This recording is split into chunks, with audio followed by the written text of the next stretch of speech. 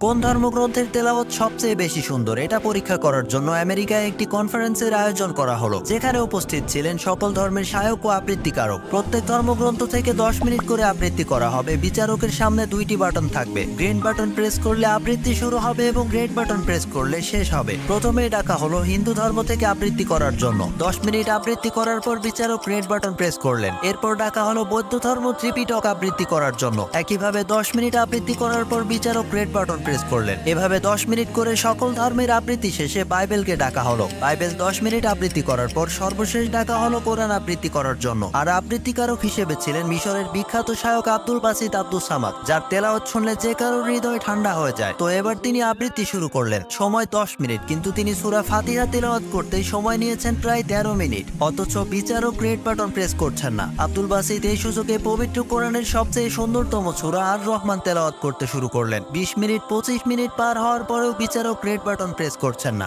তখন কমিটি প্রধান এসে বিচারককে ধাক্কা দিয়ে বললেন, কি হয়েছে আপনার? 10 মিনিটের জায়গায় 30 মিনিট হয়ে যাচ্ছে, রেড বাটন প্রেস করছেন না কেন? বিচারক চমকে উঠে বললেন, কি হয়েছে? কিসের 30 মিনিট, কিসের রেড বাটন? আব্দুল বাসিতের তেলাওয়াত শুনে বিচারক তার হুঁশ হারিয়ে ফেলেছিলেন। আবার যখন তিনি তেলাওয়াত শুনছেন, আবারও তিনি হুঁশ হারিয়ে ফেলছেন। অবশেষে বিচারক আব্দুল বাসিতকে বললেন, আপনার জন্য আজকে কোনো টাইম লিমিট নেই, আপনার যতক্ষণ ইচ্ছে তেলাওয়াত করে যান। 40 মিনিট পর আব্দুল বাসিত সম্পূর্ণভাবে সূরা আর রহমান শেষ করলেন। এরপর ওই বিচারকের বিরুদ্ধে আন্তর্জাতিক আইনে 3টি মামলা হলো এবং তাকে আদালতে নেওয়া হলো। এরপর ওই বিচারকের কি বিচার হলো সেটা দেখবেন সেকেন্ড পার্টে।